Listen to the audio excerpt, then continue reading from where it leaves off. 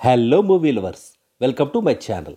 వరుణ్ తేజ హీరోగా వచ్చిన మట్కా మూవీ ఉంది కదా, ఆ మూవీ డైరెక్టర్ కరుణ కుమారు, ఇంద్రజ ప్రధాన పాత్రలో, కొత్త డైరెక్టర్స్ గౌతమ్, కార్తీక్ల దర్శకత్వంలో డైరెక్ట్గా ఆహా ఓటీటీలో రిలీజ్ అయిన కామెడీ మూవీ కథా కమామేషు.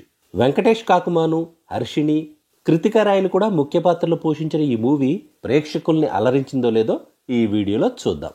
యూజువల్గా మన తెలుగు సినిమాల్లో మ్యాక్సిమం మూవీస్కి హీరో హీరోయిన్ల పెళ్లి జరగడంతో ద ఎండ్ వేస్తారు. కానీ ఈ మూవీ మాత్రం పెళ్లితో స్టార్ట్ అవుతుంది. పెళ్లి నేపథ్యంలో ఒకే ఊరిలో జరిగే 4 కుటుంబాల కథలతో ఈ కథా కమామేష్ మూవీ నడుస్తుంది. కథ ఏమిటంటే, సత్య బ్యాంక్ ఎంప్లాయ్. సత్య తల్లి సత్య చిన్నప్పుడే చనిపోయి ఉంటుంది. సత్య 2 బ్రదర్స్తో పాటు సత్య ఫాదర్ కూడా సత్య ఇన్కమ్ మీదనే డిపెండ్ అయి బ్రతుకుతుంటారు. సత్యకు ఉషాతో పెళ్లి కుదరడంతో సత్య బ్రదర్సు, సత్య ఫాదరు సత్యని ద్వేషించడం మొదలు పెడతారు. ఆ తర్వాత ఏమైంది, సత్యకి ఉషాతో మ్యారేజ్ అయిందా లేదా అనేదే ఫస్ట్ స్టోరీ. ఆన్లైన్ రమ్మీలో చాలా మనీ లాస్ అయిన దివ్య ఎప్పటికైనా పోగొట్టుకున్న మనీని మళ్లీ గెలిచి తన అప్పులు తీర్చేయాలని కలలుగంటూ ఉంటుంది. తనకి బెంగళూరు అబ్బాయి బాలుతో మ్యారేజ్ ఫిక్స్ అవుతుంది. ప్రతిదీ పద్ధతిగా జరగాలనుకునే బాలు బిహేవియర్ అస్సలు నచ్చని దివ్య చివరికి ఒకటవుతారా? దివ్య చేసినప్పులు బయటపడ్డాయా? ఈ ప్రశ్నలకు సమాధానమే రెండవ కథ. కల్పన ఒక పోలీస్ ఆఫీసర్. హస్బెండ్ చనిపోతాడు. తనని సెకండ్ మ్యారేజ్ చేసుకోవాలని శ్రీధర్ అనుకుంటాడు. శ్రీధర్ చాలా సాఫ్ట్ అయితే కల్పన చాలా రఫ్.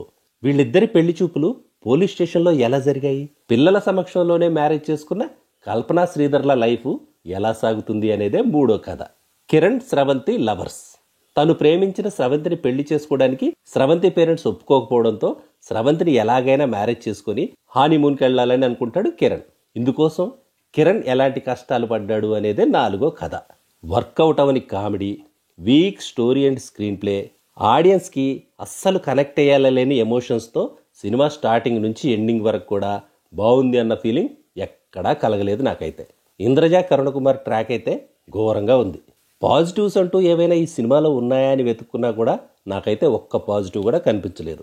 ఫైనల్గా చెప్పాలంటే, చూసింది ఓటీటీలోనే అయినా కూడా చూసిన తర్వాత టైం వేస్ట్, డేటా వేస్ట్ అనే ఫీలింగ్ వచ్చిన ఈ మూవీని అవాయిడ్ చేయడమే బెటర్ అని నా opinion. That's all in this review friends. మళ్ళీ నెక్స్ట్ రివ్యూలో కలుసుకుందాం.